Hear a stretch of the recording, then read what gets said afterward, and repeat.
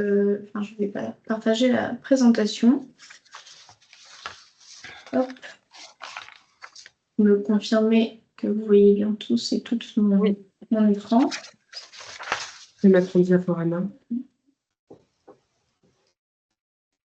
Voilà. Alors, bienvenue au webinaire numéro 4, qui est une étape de cycle de mise en mouvement des parties prenantes de notre recherche-action collective. Le sujet de la participation est donc en route depuis quelques mois maintenant et nous arrivons au terme de ce premier cycle commun. L'idée étant de faire une restitution au réseau de ce que vous avez vécu, vous, en tant que partie prenante, et d'acter que nous allons devoir la terminer, cette étape, et passer à une suivante. Le cœur de ce webinaire sera donc les témoignages des uns et des autres. Nous avons 1 heure devant nous. On va d'abord faire une petite rétrospective de comment on a mis en place ce cycle, et ensuite on passera la parole aux professionnels et aux acteurs de cette recherche-action. Donc, pour revenir un peu en arrière, l'Institut Bertrand Schwartz, qui existe depuis 2011, a été tombé un petit peu en état de veille et il a été relancé en 2022. Et la participation a été au cœur de cette relance. Il y a eu cette concertation très large du réseau sur les 4 sujets symboliques, école, égalité, travail et bonheur, qui ont été ensuite restitués dans le cadre des 40 ans et des rencontres nationales des missions locales à Tours, et qui était nommée une démarche participative. Donc c'était déjà une ambition d'aller sur ce sujet sans forcément en avoir conscience. Lors de l'Assemblée générale de l'UNML en décembre 2022 toujours, on a permis à des jeunes et à des administrateurs de l'AG de débattre autour de la question de comment associer les jeunes à la vie de notre réseau et à la définition des politiques qui les concernent à tous les échelons. Ce débat a été suffisamment fort et suffisamment investi par les jeunes et par les élus pour qu'on se dise que là, on tenait une forme de sujet, on tenait un point de démarrage d'une recherche-action qui est l'outil principal de l'Institut Bertrand Schwartz. Je vais passer à la slide suivante. Donc, on a, à l'issue de cet AG, lancé des travaux préparatoires sur la thématique de la participation. On a fait un appel très large au réseau des missions locales pour qu'elles nous racontent comment elles vivaient la participation, comment elles la mettaient en œuvre, quelles étaient pour elles les définitions de la participation. Et donc, très très vite, il y a eu plus de 12 heures d'entretien et énormément de témoignages de formes de participation dans le réseau, toutes plus intéressantes les unes que les autres et pas du tout fédérées et sans outils communs, à part le Lab Expression, qui est une des formes les plus abouties de la participation en mission locale, mais qui n'est pas la seule forme d'expression de la participation. Donc, à partir de là, on a fédéré des professionnels et des structures autour de cette question et on a mis en œuvre plusieurs étapes d'ateliers et de visio pour commencer à travailler ensemble. À travailler ensemble autour de cette recherche-action, merci, le délai était un peu long, où on s'est dit déjà qu'il fallait définir la recherche-action, qu'est-ce que c'est? Donc, on utilise ce terme comme si c'était évident pour tout le monde, mais ça nécessite peut-être parfois un petit peu de décryptage. Donc, c'est une démarche, un outil qui a été présenté par Bertrand Schwartz et Gérard Sarrazin dans cette revue qui s'appelle Construire une pensée collective pour l'action. C'est une revue très pratique dans laquelle il est explicite, il raconte des formes de recherche-action qu'il a mis en place dans différents univers professionnels, pas que les missions locales, et où il met en scène, en fait, cet aller-retour entre le terrain et des temps de réflexion. Donc, un aller-retour permanent entre l'action et la réflexion, entre la théorie et la pratique. Et le point de départ, c'est vraiment de définir collectivement qu'il y a un problème, qu'on a envie de le résoudre ensemble. On se met d'accord sur la première étape et on y va. Et à partir de là, ça peut aller dans n'importe quelle direction. L'idée, c'est de faire des allers-retours entre théorie et pratique suffisamment longtemps et suffisamment ensemble pour changer complètement la situation et la transformer et faire en sorte qu'on ne puisse plus revenir au point de départ. Donc, vaste projet que de lancer cette recherche-action sur un sujet aussi protéiforme que la participation dans le réseau, et donc il nous est apparu évident qu'il fallait du renfort. C'est ça. Et donc, ce renfort-là, il est marqué par mon recrutement, notamment en septembre 2023, en tant que chargée de projet participation en alternance, donc à côté d'un master 2 de sociologie, gouvernance des innovations sociales et environnementales du local au global. Il est aussi marqué par la commande qu'on a passée auprès de 3 étudiantes en master d'action publique, institutions économiques, sociales et solidaires à Lille. Cette commande consistait en une revue de littérature sur le sujet de la participation dans l'ensemble et puis dans le milieu de l'insertion. Et puis évidemment, on a accompagné ce cycle, on est accompagné dans ce cycle par donc 2 facilitatrices en intelligence collective que sont Valérie et Sylvia, que pour la plupart vous connaissez déjà. L'objectif au début de ce cycle en septembre 2023, c'était de définir une problématique générale les objectifs du cycle, parce qu'on s'est rendu compte que le sujet de la participation portait de grandes ambitions, mais que sur les mois et l'année qui venaient, il nous fallait des ambitions un peu plus circoncises. Euh, et donc, c'est là où on s'est un petit peu, on a écrit, on va dire, on a posé à l'écrit tout ça. Donc, l'objectif final, c'est la participation des jeunes à la vie de la structure, enfin des structures et du réseau des missions locales dans son ensemble, mais aussi, pourquoi pas, aux instances décisionnelles des missions locales et puis par la suite à la définition des politiques publiques jeunesse, mais pas que, politique publique d'insertion, etc., tout ce qui peut les concerner. Euh,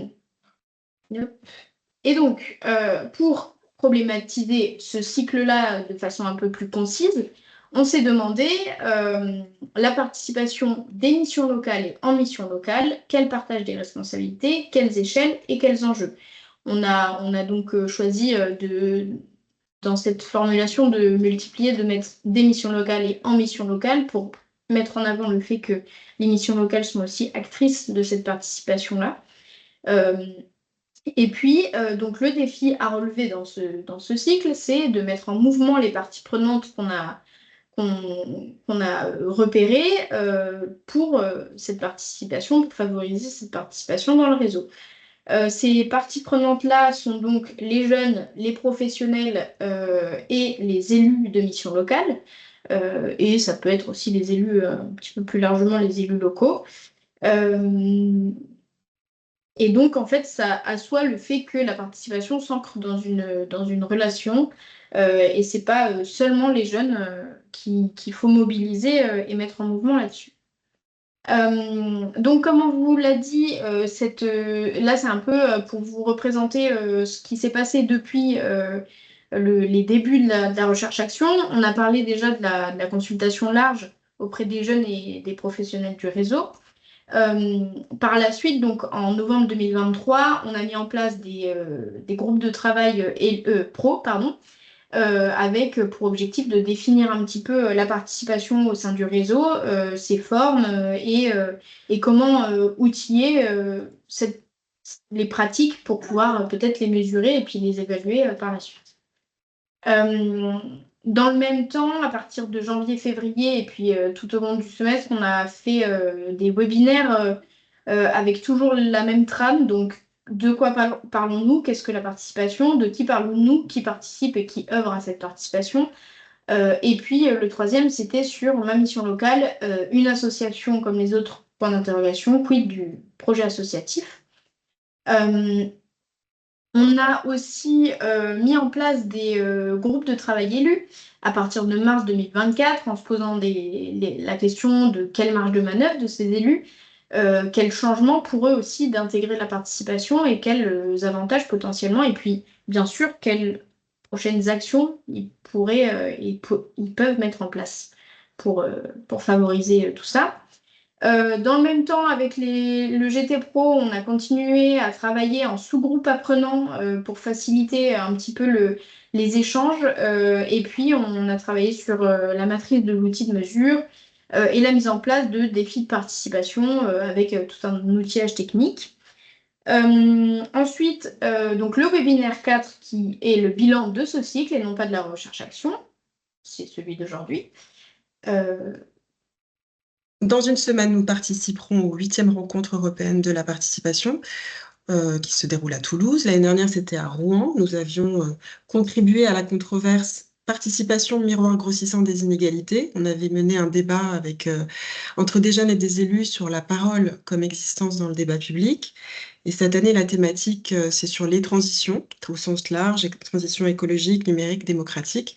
Et donc, sur la question de la transition démocratique, on a fait travailler des jeunes et des pros des missions locales de Toulouse et Haute-Garonne et ils vont animer un atelier sur la non-participation. C'est OK, ou comment réduire les décalages et résoudre le paradoxe de l'injonction à participer quand on a d'autres urgences. Et ce paradoxe nous est arrivé il n'y a pas très longtemps avec les élus, où nous avions un groupe de travail élu le lundi qui suivait les élections. Et ben, il a sauté parce qu'ils avaient d'autres urgences. Donc, nous sommes au cœur du sujet de la participation et des limites de celle-ci quand l'actualité prend le pas sur les projets. et puis, tout du long de ce cycle, on a accompagné ça du journal de bord, donc il y en a 4 à ce jour, euh, pour pouvoir en fait répondre aux objectifs un petit peu généraux qui, je le rappelle, enfin, sont d'infuser le sujet de la participation dans le réseau avec CGT, ces webinaires et ce journal de bord, avec un outillage particulièrement théorique dans le journal de bord qu'on peut retrouver avec des définitions, de la vulgarisation de concepts, beaucoup de ressources bibliographiques aussi. Et puis, bien sûr, le relais des partages de pratiques qui se passent dans le réseau. Euh, et puis, plus globalement, évidemment, les objectifs sont d'alimenter la démarche d'amélioration continue sur la participation et d'accompagner le réseau sur le sujet pour construire une culture commune. D'ailleurs, culture commune et amélioration continue, la mission locale de la Réunion Nord a créé une fiche mission de service civique qui est dédiée à la participation, qui est accessible à tout le réseau, qui pour l'instant n'est pas encore dans le catalogue parce que on a eu l'agrément cet hiver et que on ne pouvait pas rajouter des choses. Donc l'agrément est pour 3 ans. Donc on a 3 ans pour la faire vivre, cette fiche action, pour la faire évoluer et pour la présenter aux instances nationales, à l'Agence du service civique national pour la faire valider officiellement. Mais si vous souhaitez la faire vivre sur le terrain, elle est disponible, elle est absolument modifiable et transformable puisque c'est une base de travail, mais déjà lancée dans plusieurs structures. Alors, on a donc fait une forte mobilisation du réseau, plus avec des géométries plutôt variables. Donc, on a quand même 160 professionnels qui nous ont demandé d'être tenus au courant régulièrement. Donc, ils reçoivent nos comptes rendus, ils reçoivent nos invitations. On a 77 structures qui sont dans la même veine, dans la même démarche, dans 14 régions différentes. Les groupes de travail professionnels sont constitués de 20 acteurs plutôt noyaux durs, qui sont assez réguliers et qui sont au même niveau d'information, en tout cas. Et 7 élus qui ont été impliqués dans les groupes de travail, pareil, avec une présence plus ou moins soutenue de ces 7 élus. Et la carte de France des groupes de travail pro a une diagonale du vide importante, comblée par les structures intéressées par le sujet, mais en tant qu'acteur, voilà, on se répartit un peu sur les côtés. Mais en tout cas, ces points-là sont représentés par des professionnels plutôt présents et engagés, impliqués tout du long. Je laisse la main à nos facilitatrices pour le cœur de ce webinaire, les témoins. Merci Amel et Ninon pour cette rétrospective de ce premier cycle de la mise en mouvement sur la recherche-action autour de la participation. Et c'est vrai qu'on avait envie que ce webinaire de bilan puisse aussi donner largement la parole aux professionnels et aux élus qui ont contribué dans les groupes de travail. Et donc, on passe maintenant à plusieurs témoignages de professionnels et d'élus qui vont nous parler un petit peu de ce que ça a transformé chez eux ou dans leur pratique, dans leur structure, que de participer à ce premier cycle de la recherche-action. Audrey, c'est à toi. Merci. Donc, bonjour à tous. Donc, moi, c'est Audrey Véron. Je suis chargée de projet, ingénierie de projet pour la mission locale Nord-Isère. La mission locale Nord-Isère, elle est située entre Lyon, Grenoble et Chambéry. Je suis dans le réseau depuis 16 ans. Et je vais vous détailler 2 affirmatifs que l'Institut nous a envoyés. L'ouverture, la participation, la recherche-action participation permet l'ouverture sur le réseau via cette recherche-action. Et la deuxième affirmative, ça permet des bénéfices sur les pratiques, les postures et l'environnement de travail. Je ne sais pas qui a la main sur le diaporama. Ah, c'est bon. Donc, l'ouverture sur le réseau via cette recherche-action, donc c'est surtout une rencontre entre pairs, de se rencontrer sur la France entière, c'était très intéressant. Et ça a permis de collaborer, ça a permis de collaborer avec différentes missions locales et de travailler ensemble sur une même thématique qui là été la participation des jeunes. C'est aussi un partage de connaissances, de résultats et de bonnes pratiques sur nos offres de services socles et sur des actions qu'on avait spécifiques. Ça nous permettait d'échanger là-dessus et d'avoir du recul. C'était aussi tous des échanges informels dans les sous-groupes quand on était en groupe de travail et qu'on nous mettait en salle pour travailler. Ça permettait aussi d'avoir un peu des échanges informels. Nous, on est à 3 jours de l'audit de labellisation et par exemple, mes collègues qui venaient de passer la labellisation, ça permettait de prendre un peu la température et de moi en interne rassurer ma collègue qui est en charge de la labellisation. C'est aussi une prise de contact pour échanger sur des projets ou des démarches en dehors des groupes de travail. Moi, j'ai eu des échanges avec d'autres missions locales sur des projets plus spécifiques, sur l'Aller vert, sur les publics invisibles. J'ai été sollicitée par la mission locale de Rouen pour avoir un retour d'expérience ou une mission locale proche du pays bordelais sur notre conseil consultatif jeune. Donc voilà, ça nous permettait aussi d'avoir des échanges là-dessus, sur les mises en place des projets dans nos structures. Et puis par l'Institut, ça nous permet de prendre un peu de hauteur, d'observer le degré d'implication des jeunes dans notre quotidien, de voir quelle place les jeunes ont eu sur la mise en place de notre offre de service dans notre structure. Et puis de prendre la hauteur et d'avoir les mêmes constats. Dans nos échanges, on avait souvent le constat qu'il était difficile de mobiliser les jeunes sur des actions. Voilà, ça nous permet aussi de nous rassurer aussi un peu là-dessus. Et la deuxième affirmative, les bénéfices sur les pratiques, les postures, l'environnement de travail. Donc ça a été l'occasion de prendre du temps, de se lancer des défis. Comme disait Ninon, on avait des groupes d'apprenants où on se lançait chacun des défis, on prenait le temps de mettre en place ce défi, le mesurer avec notre outil de mesure de la participation. Par exemple, nous, à la mission locale Nord-Isère, on a mis en place des paniers avec des questions que le jeune tirait au sort. Donc, les paniers étaient disposés sur les bureaux des conseillers à l'accueil. Et le jeune allait piocher une question et c'était des questions sur, je sais pas, les horaires d'ouverture, l'accueil, comment le jeune se sent à la mission locale, est-ce qu'il a envie de parler d'une passion, quel atelier il aimerait voir à la mission locale. Voilà, ça nous a permis aussi de prendre le temps de lancer ce défi-là. C'est des échanges autour de nos pratiques. Quand on avait une action qui était mise en place, c'était de voir ce qui avait fonctionné, ce qui a moins bien fonctionné, les points de vigilance à avoir. Donc ça, on l'avait dans tous nos groupes de travail sur les défis. Et puis aussi dans les échanges informels sur une action qui venait de venir dans la semaine, un gros atelier ou une table ronde. Voilà, ça permettait de voir ce qui avait marché ou ce qui avait moins bien marché. C'est aussi une découverte d'organisation des différentes structures. Moi, j'ai pu voir des teams de plusieurs volontaires en service civique dans certaines missions locales, la mise en place du lab expression, tout ça. Et pour moi, ça m'a servi aussi comme boîte à idées. On avait eu un webinaire d'un retour d'expérience, par exemple, sur la thématique discrimination. Nous, on est moins bon sur la discrimination dans notre mission locale et ça m'a permis d'avoir vraiment du concret pour voir ce que je pourrais déployer dans ma structure. Pareil, des retours d'expérience sur les défis de chacun, des tables rondes, les labs expression, tout ça. J'en ai fini.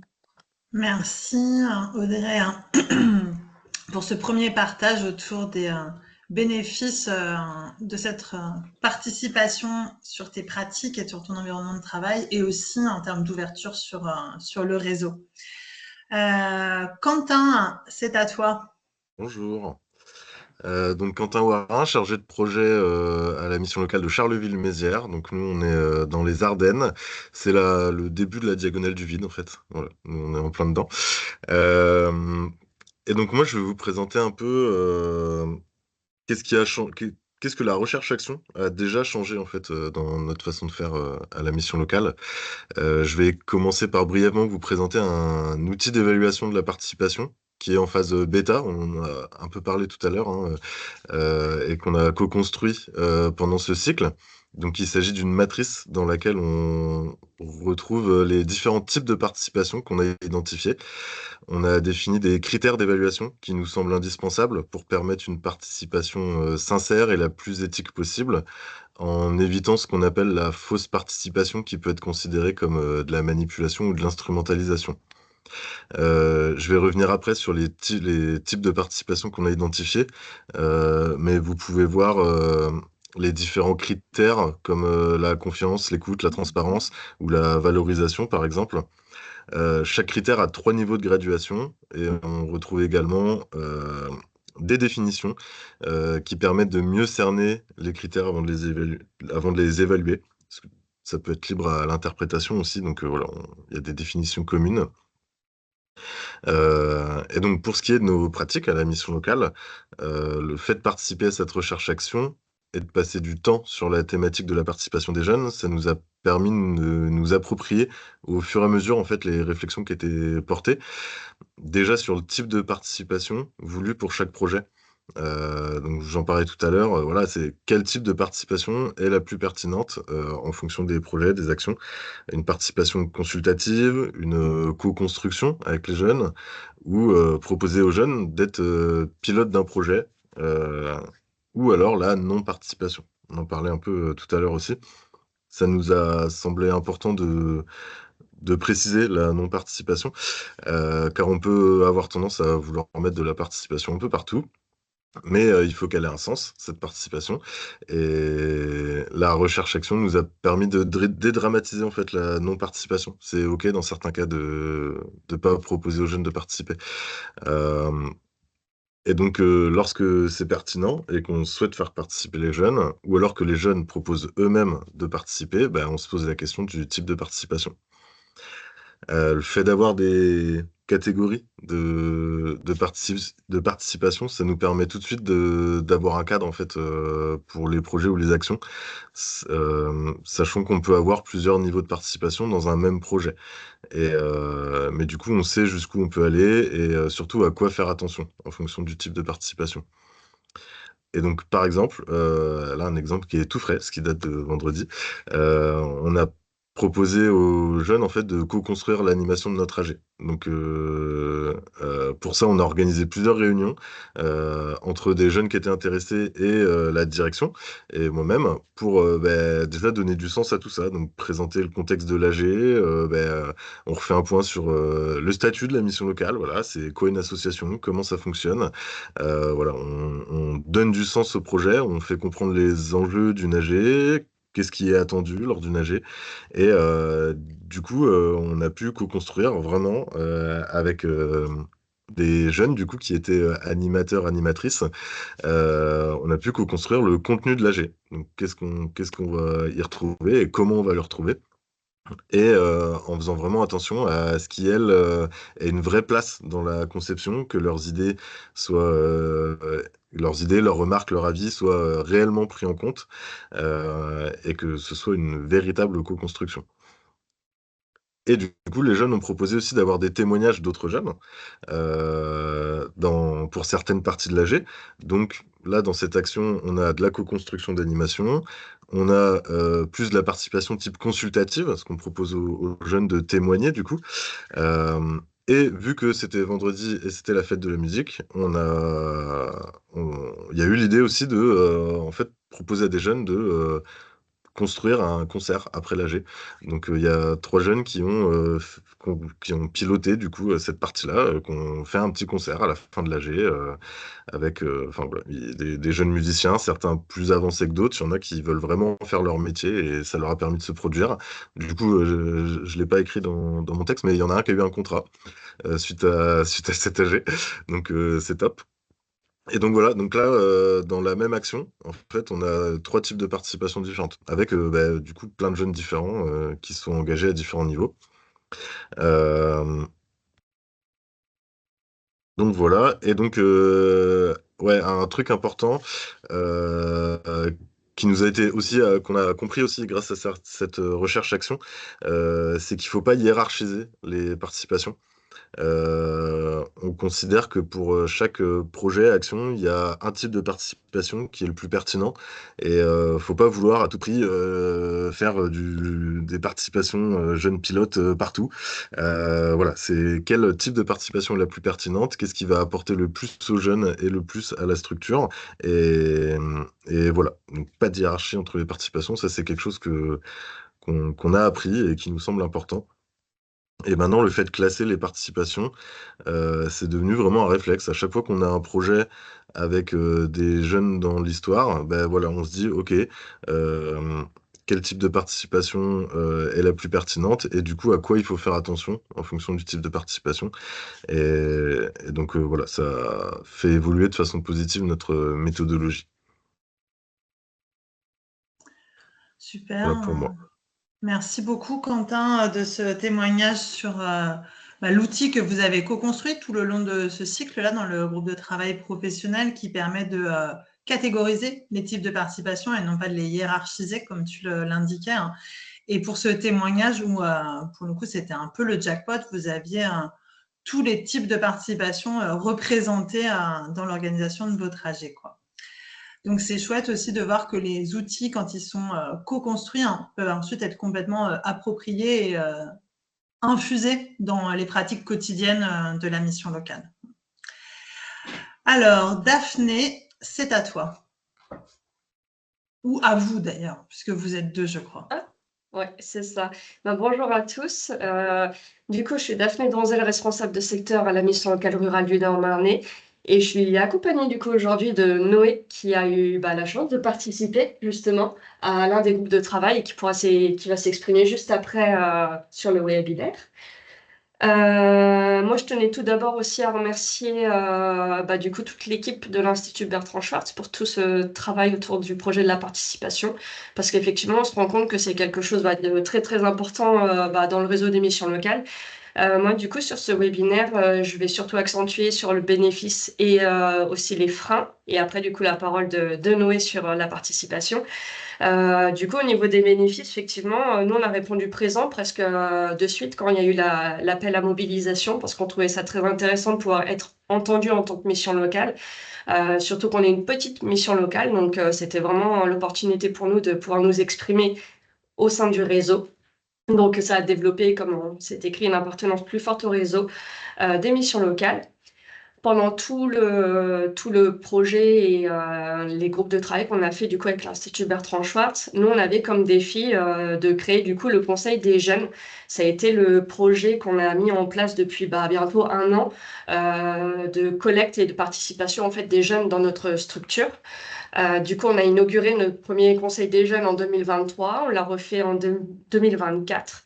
Et du coup, c'est encore un outil aujourd'hui qui est parti d'un modèle, comme l'a présenté Quentin avant, là, de vraiment de consultatif, pardon. Et on aimerait le faire évoluer en collaboratif. Donc là, quand on a mis en place le Conseil des jeunes, c'était vraiment sur un but de consultation. Donc, comment on peut écouter les jeunes, comment ça peut se passer, comment on porte leurs paroles. Et on aimerait effectivement que ce Conseil des jeunes devienne de plus en plus collaboratif, parce que finalement, on se rend compte que on les écoute et qu'on mène des actions après au sein de la structure via leurs remarques lors de ces moments qu'on passe avec eux. Au niveau de la participation, c'est vrai que c'est aussi une dynamique qu'on a eue au sein de notre équipe parce que les groupes de travail auxquels moi je peux participer, j'en parle auprès de mes collègues et lors de réunions d'équipe, on fait des points sur tout ce qu'on fait, hein, chacun de notre côté aussi au sein de la mission locale. Et c'est vrai que la participation, c'est devenu quelque chose aussi de très ancré auprès des collaborateurs de la mission locale rurale du Nord-Marnais. on se questionne toujours sur est-ce qu'effectivement le conseil des jeunes, est-ce que c'est la bonne piste? Comment on le rend plus attractif? Est-ce qu'il y a d'autres façons de faire participer les jeunes à la vie de la structure? Donc c'est vraiment devenu une réflexion commune et voilà, en amélioration continue depuis notamment aussi le cadre de la labellisation qui formalise un petit peu tout ça. Donc, il y a vraiment des gros bénéfices à participer à la recherche-action. C'est vraiment fédérateur et en tout cas, moi, j'ai passé de très bons moments à travailler, notamment du coup en ce groupe avec d'autres professionnels de la France entière. Donc, au niveau des freins de la participation, effectivement, les travaux en sous-groupe sont très enrichissants, mais il a quelques limites. Ils ont ces limites parce que, il faut déjà pouvoir tous se retrouver. Comme là aujourd'hui, et ça demande du temps. La recherche-action, les groupes de travail, etc., demandent du temps. Et c'est vrai que ces petits sous-groupes, on a eu la chance, en tout cas, de pouvoir avoir des temps annexes pour pouvoir travailler ensemble la matrice que Quentin vous a présentée précédemment. Donc, des fois, tout le monde n'est pas là. Et c'est vrai, excusez-moi, et c'est vrai que des fois, c'est un peu frustrant parce qu'on se demande comment on va avancer si tout le monde n'est pas là. Est-ce que les autres vont être d'accord avec ce qu'on a choisi, etc. Donc, les absences, des fois, ça pouvait être un peu frustrant. On avait aussi des fois des désaccords sur la construction de la matrice, qu'est-ce qu'on mettait dedans, sur quels critères on avait travaillé. Mais ces désaccords, ils se terminaient toujours par consensus, toujours très bien. On se mettait quand même d'accord sur une définition ou sur une jauge qu'on avait décidée en groupe.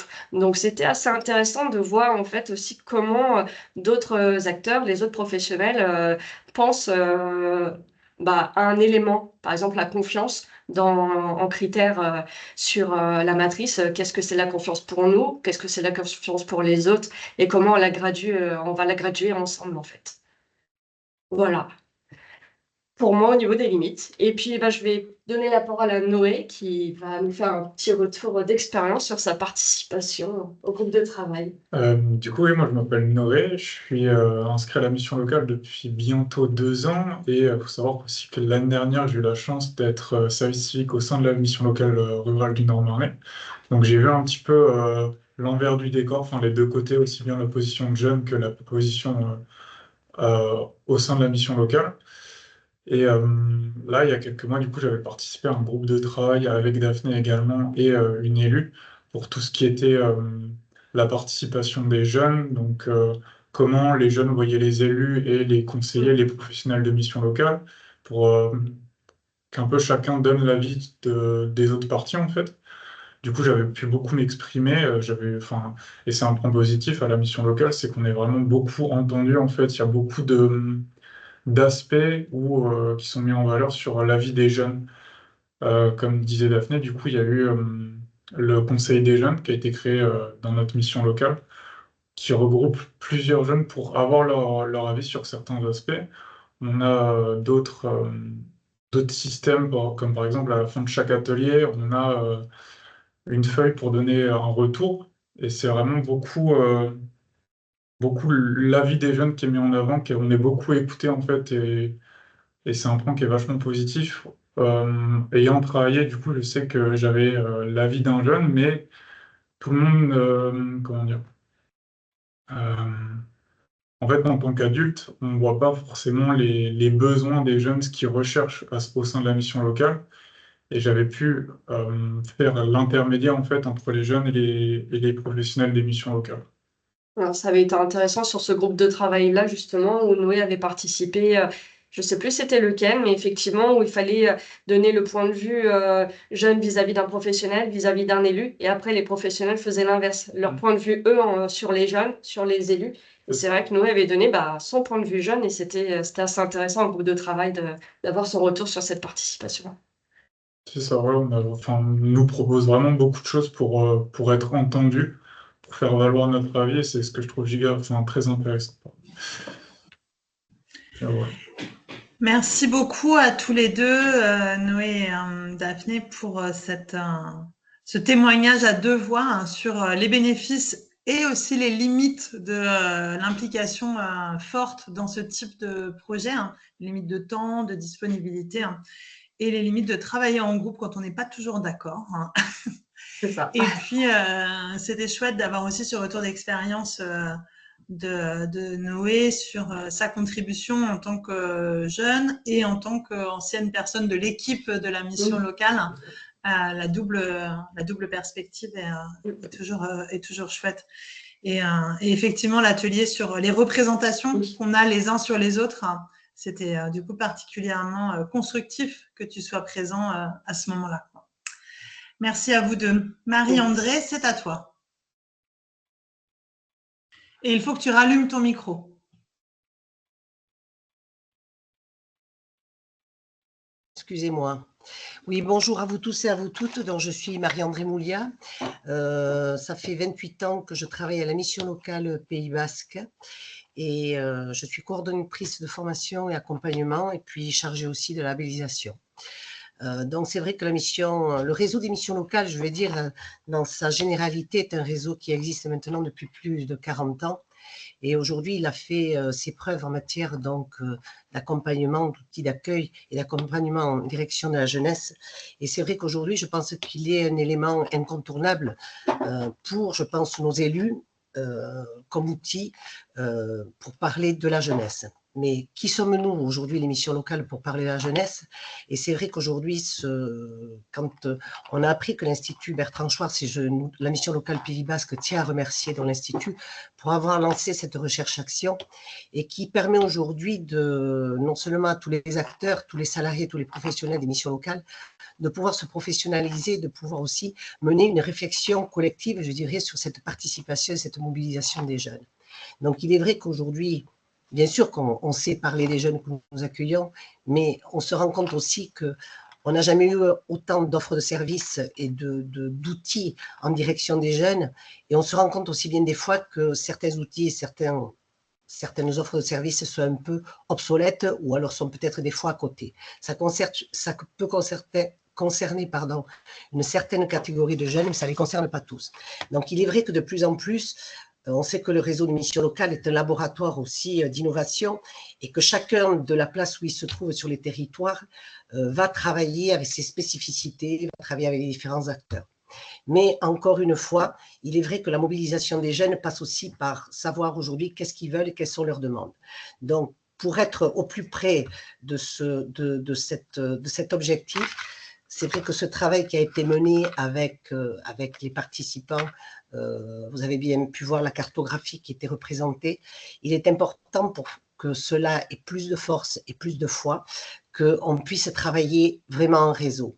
On a pu se rendre compte qu'à travers tous ces échanges que nous avons pu mener, il y a eu des interactions bien sûr entre les différentes missions locales, entre les différentes structures et qui peuvent mener à chacun de leur côté des projets. C'est comment on peut mutualiser au mieux. Il est vrai que tous, on a un socle, tout le réseau des missions locales a un socle de compétences qui fait foi en matière d'accompagnement. Et après, comme je vous le disais, donc, il y a des actions que chacune va mener de son côté, mais qui seront différenciées. Et ceci nous a permis aujourd'hui de pouvoir prendre et d'aller pêcher donc des idées en se rapprochant des structures avec lesquelles nous avons pu communiquer. Et c'est vrai que ceci participe à renforcer encore beaucoup plus le réseau.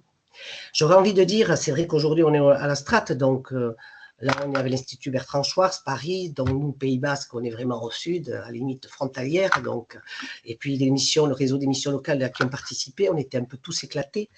Mais ce que j'aurais envie de dire, c'est qu'aujourd'hui, pour faire force aussi le réseau, il faut qu'il s'ancre aussi sur tous les territoires, mais aux différentes échelles.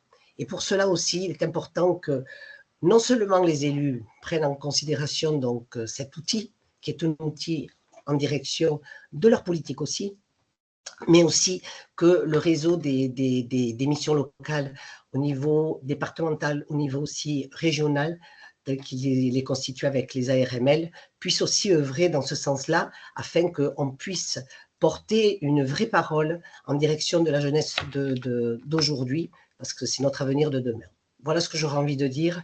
Et c'est vrai qu'aujourd'hui, le réseau fait foi quand il est à un moment donné accompagné d'expérience, d'innovation et aujourd'hui montrer aussi que la jeunesse, elle est belle et montrer aussi que cette jeunesse, elle est pleine de richesses, de compétences et d'envie de faire. Et qu'aujourd'hui, pour mesurer l'engagement, c'est vrai que c'est aussi donner la parole à nos jeunes. Voilà ce que j'aurais envie de dire. Merci beaucoup Marie-André pour ce témoignage sur laisser la place et la parole aux jeunes pour les entendre dans les différentes actions des missions locales et aussi pour ce rappel que l'importance de ces questions de la participation, elle doit s'ancrer dans les territoires et au-delà du niveau local ou national, il y a tout l'échelon régional à mobiliser pour continuer la mobilisation. Merci beaucoup. Donc, merci à tous les 5 du coup, de vos témoignages côté professionnel et jeunes. Et puis, on va entendre maintenant Jean-Paul, donc le témoignage côté élu. C'est à toi. Alors, bonjour à tous. Oui, donc moi, Jean-Paul Ravet, président de l'émission locale du Charolais. D'abord, je voudrais dire le plaisir que j'ai pris à participer à quelques-uns de ces groupes de travail et tout l'intérêt de cette animation et de cette réflexion qui peut infuser l'ensemble des missions locales. Et donc, je donnerai quelques mots sur l'intérêt pour les élus. Alors, je le fais avec l'obligation de modestie parce qu'on n'est quand même pas très nombreux à participer. Et en fait, vous allez voir que dans mes propos, en fait, c'est le fond de la réflexion finalement. En fait, pour les élus, la mission locale est un superbe outil d'action territoriale, porté, c'est vrai, par les territoires, mais avec la confiance au quotidien. Je pense pour beaucoup d'élus que c'est des mécaniques qui marchent bien et que du coup, on intervient souvent pour soutenir, pour préserver, et pas forcément, à mon avis, suffisamment dans l'action au quotidien des missions locales. Alors, ça dépend beaucoup des territoires, mais c'est vrai qu'on a un vrai sujet de mobilisation des élus. Or, il me semble que le contexte joue en faveur de cette implication, de cet engagement des élus. Il y a 4 éléments de contexte qui me paraissent particulièrement importants. Le premier, et vous l'avez tous vécu, moi ça fait un peu plus de 20 ans que je suis président de mission locale, donc je m'autorise à parler avec un peu de recul. Le premier, c'est que depuis en gros 2015, les outils collectifs, notamment la garantie jeune et aujourd'hui le SEJ, ont quand même changé les conditions d'accueil de beaucoup de jeunes et les conditions d'accompagnement de beaucoup de jeunes. Et je ne dirais pas que changer, c'est à mon avis, observation d'un élu, hein, mais ça a été une véritable révolution quand même, dans la façon dont on accompagnait les jeunes et dont on se structurait pour accompagner les jeunes. Et ça a sans doute ouvert des perspectives. Donc ça, c'est un élément de contexte qui me paraissait important à rappeler. L'autre élément de contexte, c'était toute la réflexion et toute l'animation qui est autour des 40 ans. Et ça nous a permis à tous, y compris aux salariés des missions locales, et aux jeunes de se remémorer un peu l'histoire des missions locales et les paroles de Bertrand Schwartz, entre autres, et d'un certain nombre d'autres initiateurs, paroles très prémonitoires sur la façon dont on pouvait, dans la société de l'époque, il y a 40 ans, accompagner, accompagner notamment les jeunes dans le cadre d'un contexte assez socialement compliqué.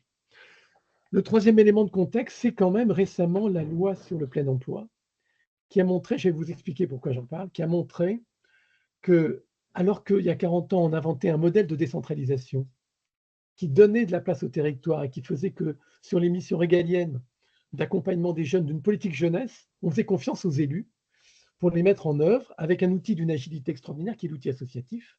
Et je pense que tous ici, vous avez compris que c'est un superbe outil justement parce que c'est un outil qui s'adapte au territoire et les élus sont le lien qui permet de prendre des décisions sur les territoires en lien avec le pouvoir régalien. Or, la loi à plein emploi a été pensée de manière très verticale, descendante, et avec peu de participation, enfin je le dis encore une fois sans vouloir faire de mal à quiconque, mais on l'a tous vécu comme ça, au point que ça a suscité des inquiétudes sur l'existence même des missions locales, leur rôle dans l'écosystème France Travail. Voilà. Inquiétudes qui n'avaient pas de raison d'être, puisque ce qui a été accouché par la loi plein emploi, ce n'est pas une révolution, sincèrement, mais du coup, ça nous alerte sur le fait que ce qui était pensé comme un outil de décentralisation n'est pas aujourd'hui, me semble-t-il, pratiqué dans le système de pouvoir qui s'est un peu recentralisé aujourd'hui, n'est pas pratiqué à l'égard de ce que nous sommes capables de faire sur les territoires en autonomie et en efficacité. Donc je pense que c'est une belle alerte pour remobiliser le côté politique des missions locales dans l'action politique territoriale, pas de la politique politicienne, mais vraiment l'action politique des territoires. Et je trouve que la logique de participation des jeunes,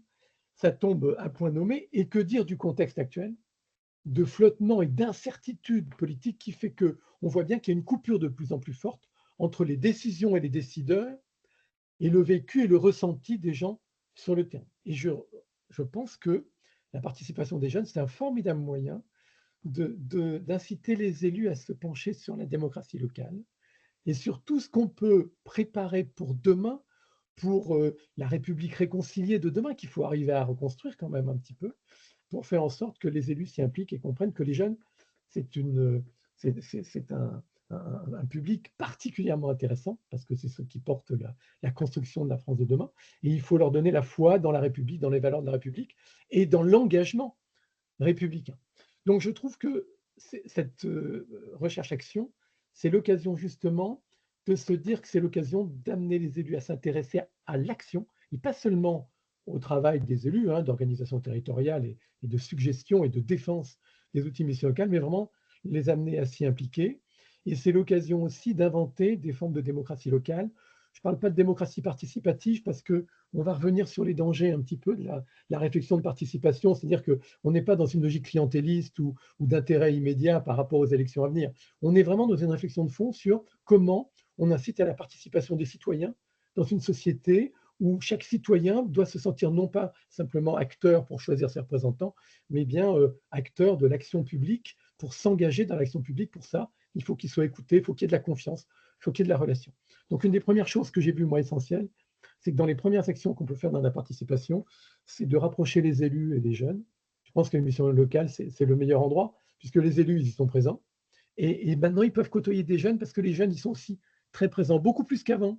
Parce que si vous avez connu les missions locales d'avant, la garantie jeune, c'était souvent pas une mission locale comme la mienne, c'était des missions locales très éparpillées, avec des conseillers missions locales qui rencontraient des jeunes sur les micro-territoires, dans des antennes, mais il n'y avait pas tellement de logique collective. Quand j'allais moi à la mission locale, le siège, on voyait quasiment très peu de jeunes. Donc les choses ont changé, et donc il y a une vraie relation aux jeunes qui me paraît être une belle occasion de définir cette démocratie locale avec les élus. Et je ne vais pas être tellement plus long. Vous avez compris que moi, je crois beaucoup à cette idée que c'est une clé d'entrée essentielle pour amener les élus à s'impliquer dans les missions locales et pas seulement être là comme accompagnant, mais vraiment être aux côtés des professionnels, mais en y trouvant un intérêt citoyen de faire qu'on est en confiance avec les jeunes, on écoute la parole des jeunes, on n'est plus dans la parole descendante, où on vient présenter les projets des élus, mais on est dans l'écoute et la co-construction ensuite d'un travail politique.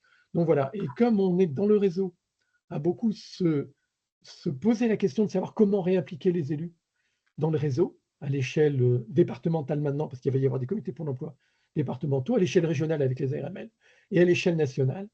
Et je pense qu'on a quand même un vrai problème pour arriver à avoir les élus autour de nos tables, dans nos groupes de réflexion, quelles que soient les échelles, et que la clé de la recherche-action sur la participation, c'est une très bonne clé d'entrée.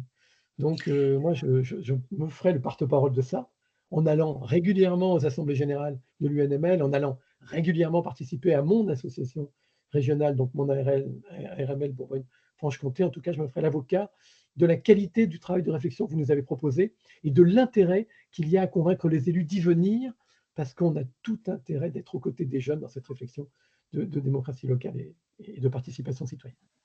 Merci beaucoup, Jean-Paul. C'est super. Ça va aussi, on va pouvoir faire écouter ça aux jeunes qui co-construisent les ateliers des rencontres européennes de la participation à laquelle vont participer majoritairement des élus et des agents publics spécialistes de la démocratie ou de la participation. Je pense qu'après un tel témoignage, plus un seul élu ne pourra résister à l'envie de contribuer à cette recherche-action dans le réseau des missions locales. Amel, je te repasse la parole pour les perspectives avant que Sylvia, tu puisses enchaîner avec la conclusion.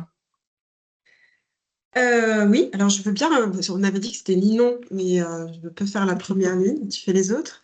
Donc effectivement, j'en ai déjà parlé tout à l'heure, la semaine prochaine, on sera à Toulouse pendant 3 jours avec des élus et des pros de la participation. Et les jeunes vont bousculer un petit peu tout ça avec notre contre-pied qui est qu'ils ont le droit d'avoir d'autres urgences.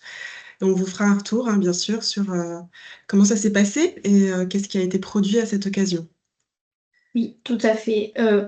Une autre perspective, c'est la rencontre nationale donc, du réseau des missions locales en octobre au Havre, le 8 et 9 octobre, durant lesquels pardon, il y aura une restitution euh, par l'Institut Bertrand Schwartz, mais de toutes les contributions qu'il y a eu dans le réseau. D'ailleurs, il y a un appel à contribution qui est actuellement en place, il me semble, sur les sujets du travail, de l'argent et de l'amour. Je vous invite à vous intéresser à ça si jamais vous avez des, euh, des envies, des besoins par rapport à ça pour contribuer.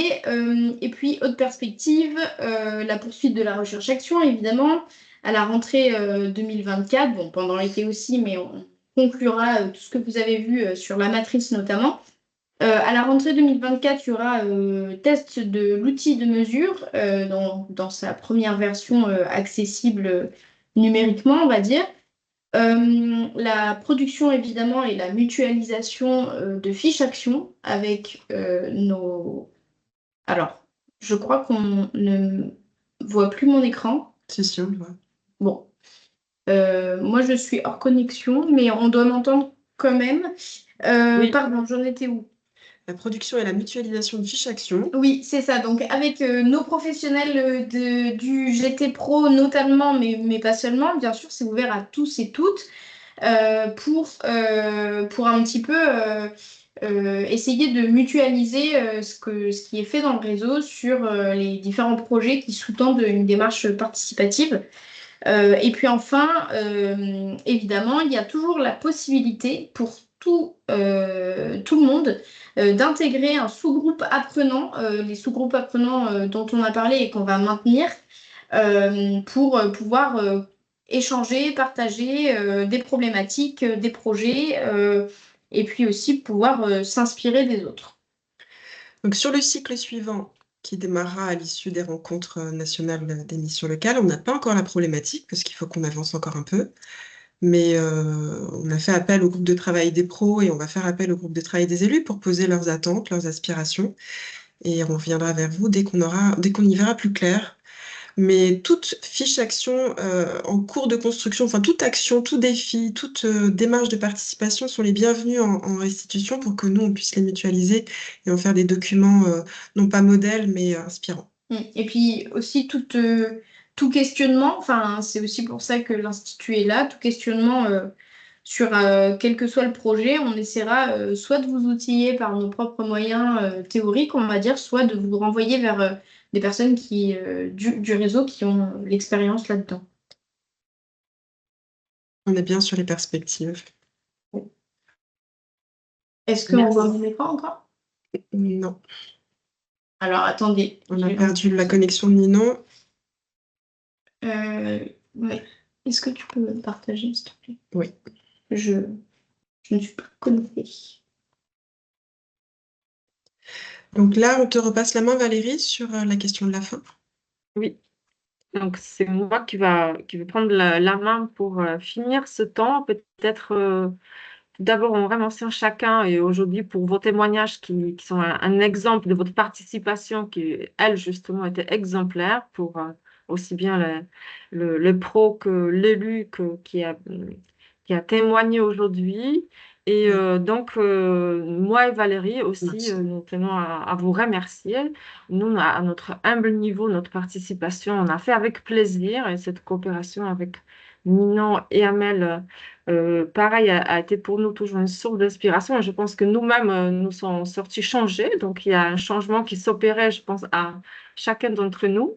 Et donc, pour vous laisser quand même la parole pour conclure ces bilans de ce premier cycle, nous ne sommes pas nombreux, donc si vous voulez, vous pouvez prendre la parole. Sinon, dans le chat, nous dire tout simplement qu'est-ce que cela vous inspire d'entendre ce bilan ou d'avoir participé à ce cycle.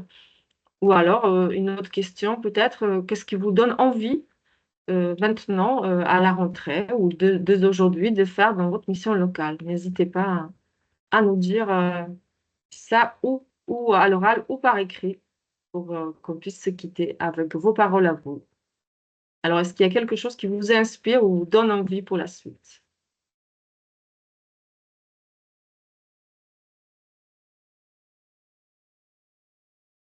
Oui, il y a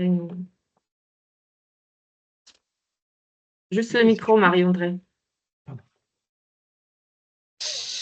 Oui, pour ce qui concerne la mission locale du Pays Basque, je sais que nous, à la rentrée, avec ma responsable, donc Amandine Clavel, et puis Alain Rigaret, notre collègue, nous allons donc nous mobiliser pour mobiliser nos collègues pour justement être dans cette...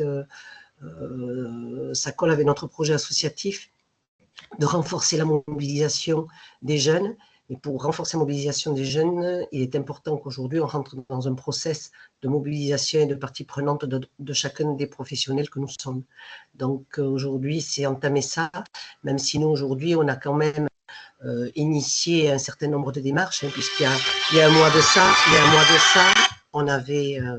on avait donc participé à un parcours citoyen européen et qui nous avait donc permis aussi de mixer dans des publics élus, jeunes et professionnels, et qui avait été donc 2 jours avant les élections européennes, et qui a été un franc succès et très apprécié donc par l'ensemble des participants.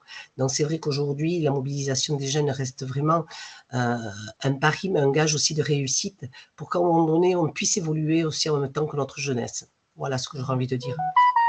Merci Marie-André. Il y a Jean-Paul et Mohamed qui avaient aussi souhaité intervenir. Oui, juste un mot pour dire que, en fait, je n'ai pas dit, mais toutes les expériences qui ont été dévoilées, c'est très inspirant, je pense. Donc, c'est pour ça que c'est aussi intéressant. Les échanges d'expériences, c'est toujours bien. Et moi, il me semble qu'en tant qu'élu, en tout cas, un des premiers objectifs, c'est d'amener les élus à venir dans les missions locales et rencontrer les jeunes, et donc trouver des occasions. En fait, des occasions de rencontres déjà, avant même d'imaginer aller plus loin. Chaque mission locale peut avoir ses opportunités, que ce soit en fonction des... J'ai adoré l'affiche qui mettait les différentes situations possibles de consultants jusqu'à pilote. Mais après, que les élus, au moins, on trouve les opportunités de faire qu'il y ait des rencontres entre les élus, notamment les grands élus. Il y a beaucoup de grands élus qui sont parlementaires notamment, ou bien présidents d'agglo, et qui ont des responsabilités extrêmement importantes, et qui peuvent trouver l'occasion dans les MILO de venir rencontrer les jeunes. J'ai trouvé excellent. Il y a eu au moins un des groupes de travail où on avait 2 élus de grandes métropoles nationales, et j'ai trouvé ça très bien qu'ils viennent à ces groupes de travail, parce que ça veut dire qu'il y a des élus qui vraiment sont conscients de l'intérêt que peuvent avoir les MILO dans cette réflexion citoyenne. Voilà, donc déjà, faire qu'il y ait des rencontres entre élus et les jeunes, c'est l'une des priorités. Merci. Merci Jean-Paul. Mohamed, est-ce qu'il... Oui, merci. Je vais être court. Je voulais aussi dire à quel point j'ai trouvé ce travail intéressant. Merci Amel, merci à Ninon et à l'ensemble du groupe, hein, parce qu'on a eu beaucoup de moments de partage, des moments sous groupe, on a pu se prendre du temps. J'ai notamment très codré sur un échange sur nos défis, et j'ai trouvé que c'est bien. Ça nous a permis, je trouve, de se poser un peu des questions sur notre pratique, adapter aussi, se confronter aussi à d'autres réalités, et ça permet d'avancer ensemble, et je trouve ça vraiment... je trouve que c'est une grande aide pour le quotidien, et je pense qu'on avance beaucoup collectivement, et je trouve que c'est important de pouvoir continuer à travailler avec vous sur ces sujets. En tout cas, merci à vous. Merci Mohamed. Eh bien, merci à tous. Merci pour ces remerciements. C'était un vrai bonheur cette année. Toutes ces étapes étaient très riches, et on en sort effectivement grandi de notre côté. Donc, hâte de la suite. Oui, totalement, je confirme. Mais c'est pas fini, hein, par contre. Mais vous répétez. Non, c'est pas obligé. Mais en tout cas, on serait ravis de pouvoir continuer avec celles et ceux qui peuvent se le permettre et qui le souhaitent. Il y a Coralie qui demande également. Non, désolée, c'est une erreur. Je voulais juste faire un pouce, un truc. Je sais pas comment dire le mot. Voilà, je vous applaudis. Là, j'ai trouvé. Merci. Merci. Merci à tous. Merci beaucoup. Bonne continuation. À bientôt. Au revoir. À bientôt. Merci à vous. bientôt. Et bel été. À bientôt.